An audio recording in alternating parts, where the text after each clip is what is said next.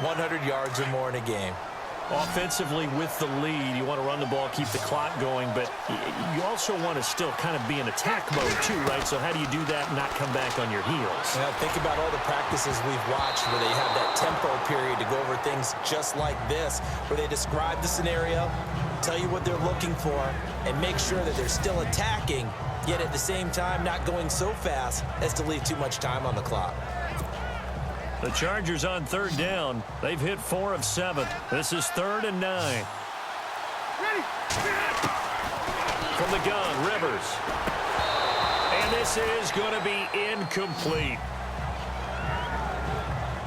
The effort's always going to be there. Everyone's always going to try and make a catch, but underthrown balls, I think, are the toughest ones to come back and get because usually your momentum's going in the opposite direction when you're trying to stop, break, and come back and get it.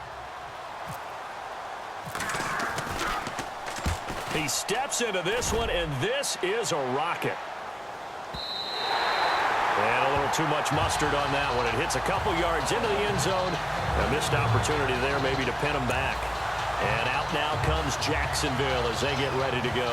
Last time they were out here, they had the benefit of good field position, led to a touchdown. This time, they're going to have to work for it. They are, but with that last drive, that culminating touchdown, I think they carry that confidence into this one. Doesn't matter where you start with the football now, they have to feel great about their opportunity.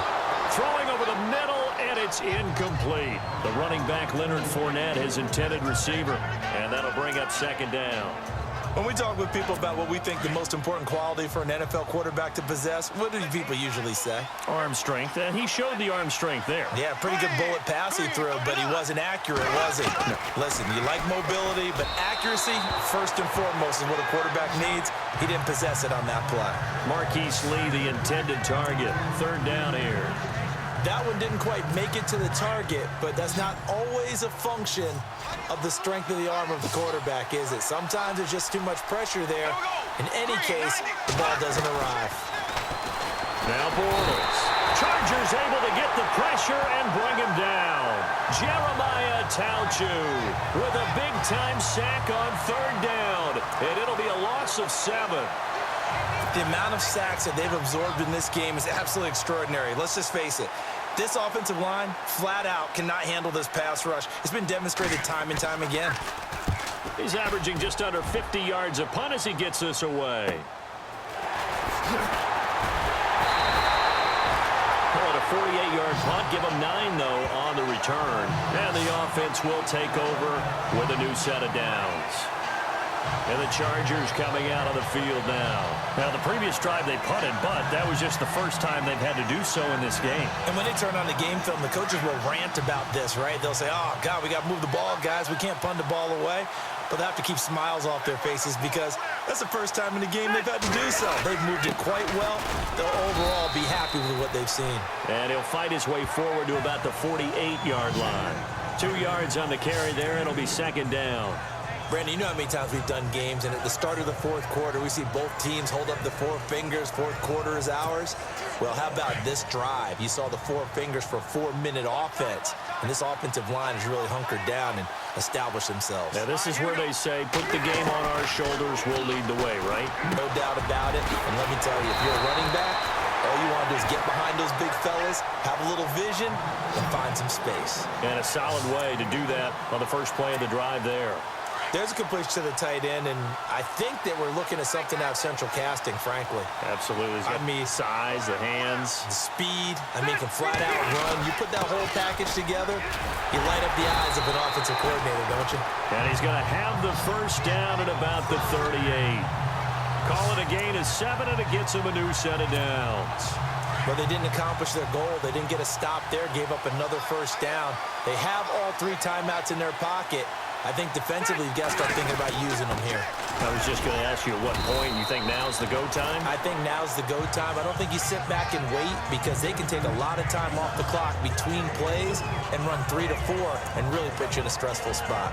And in this situation with a lead fourth quarter, they're liking keeping the ball on the ground, I'm sure. It's just smart football, but you know the defense has to know it as well. They've got to stop them here. So now we're going to see that loading the box in a big way. 6, 7, 8, 9, whatever it's going to take, puts a little bit more pressure on your big offensive line. 14 yards is the pickup there and a Charger first down. I think this defense tired of seeing him run the football, and this D-line probably getting sick of the O-line as well. And as I'm watching this, I'm thinking about a conversation I had with Adam Gase, the head coach of the Miami Dolphins in the offseason.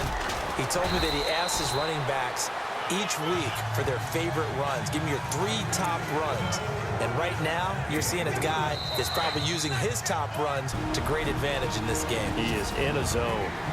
Time for a break. We're back to perhaps crown a champion after this.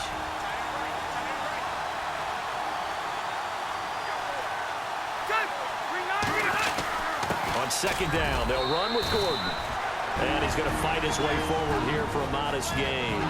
And now we'll see a timeout used on defense as they stop it right out of the break with 1:57 to go in the ball game.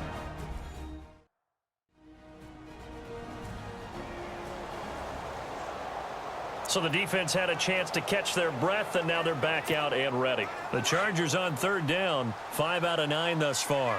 Here it's 3rd and 3. Now Rivers. And this is complete. It's Allen. Whistles now and a timeout. So defensively they burn it here with 1:51 left.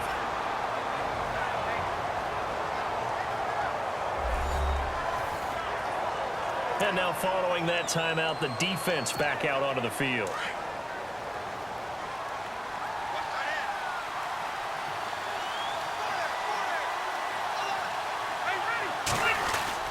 First and goal, Melvin Gordon. And they'll get him down here at about the 5-yard line. Now the defense will burn their 3rd and final timeout. And as the two teams talking over on their respective sidelines, we take a break.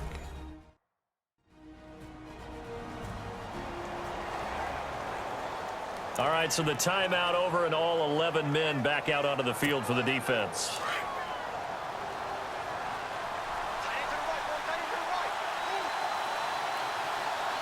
One man in the backfield is Gordon.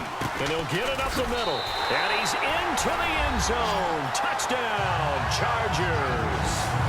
Melvin Gordon, a 5-yard touchdown run. And the Chargers find a way to stretch their lead.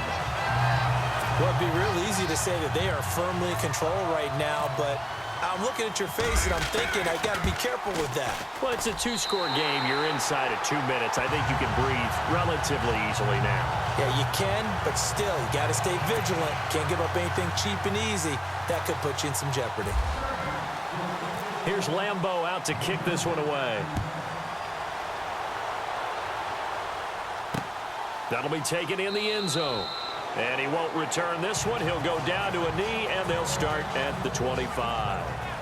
The Jags offense now gets set and heads back onto the field. And on the last go-around, they really couldn't get anything going. They had to punt from deep inside their own territory, which means you're going to lose the field position battle as a general rule. What they're looking for now is a little more consistency, move the ball at least a few times on offense, get a couple of first downs, and hopefully flip the field. Yeah, just something to build off of. That's what they're looking for here. Now Bortles. His throw incomplete.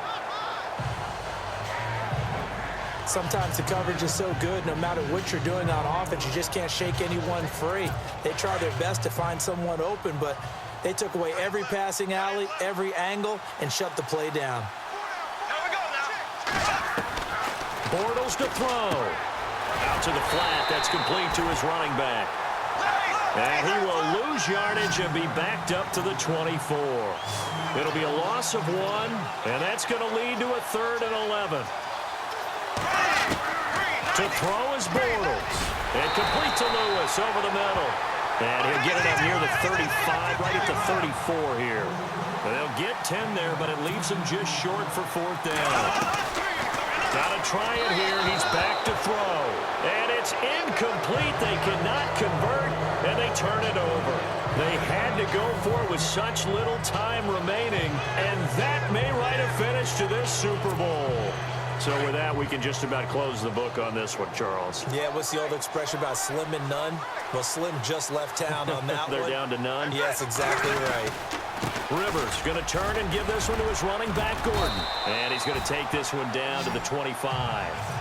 9 yards is the pickup there, and they'll have a 2nd and 1. Charles, why didn't they just take the knee there? You're asking the question that I'm asking as well, because we've seen a lot of football where coaches decide maybe they get a little greedy. I don't know if they're doing it for stats or for what reason.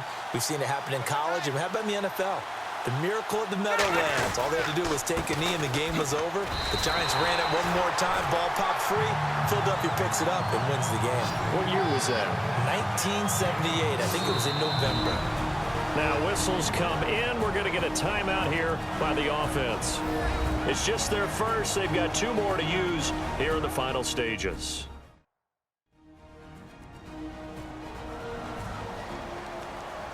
So the offense took the timeout. Looks like they're ready to go as we get set to resume the action.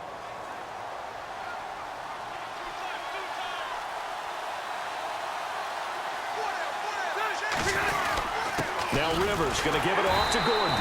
And for one of the few times here today, this run's not going to go anywhere. No gain on the play. It'll be 2nd down. Now the handoff comes to Gordon. And oh, a good hit there and knocked down hard at the 18-yard line. It's a gain of about 3, but it's going to leave him with 3rd and still 7 yards to go. Now a handoff. This is Gordon. And he'll take this one down near the 15. 3 yards won't be enough here as that'll bring up 4th down. And one of the whistles for timeout. So they'll stop the clock here in a game that's been decided in the closing seconds. So on 4th down, out trots the kicker in a big spot here. And his kick is good.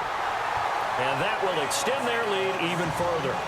So they settle for just the 3 there, but clearly anything helps when you're trying to salt one away here in the 4th. Without a doubt, I think a touchdown would have been the final nail. But 3 does give him some breathing room and lets him build up a little cushion. That's fielded in the end zone. And he won't return this one. He'll go down to a knee, and they'll start at the 25.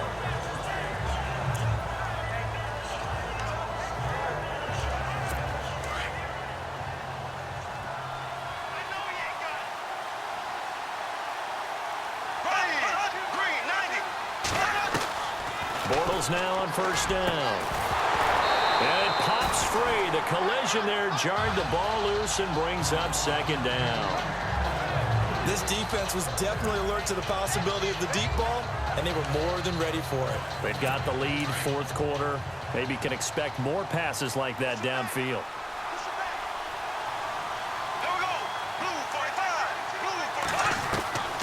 One final try now for Bortles. And that will be incomplete as time has run out on this football game. And the Bolts have done it. The Los Angeles Chargers are the Super Bowl champions.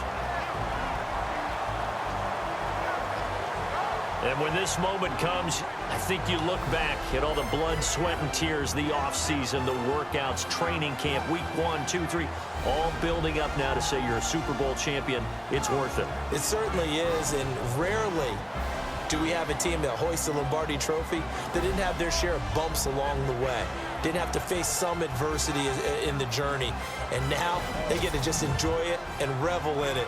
And all offseason, they'll be signing their autographs with Super Bowl champion underneath it.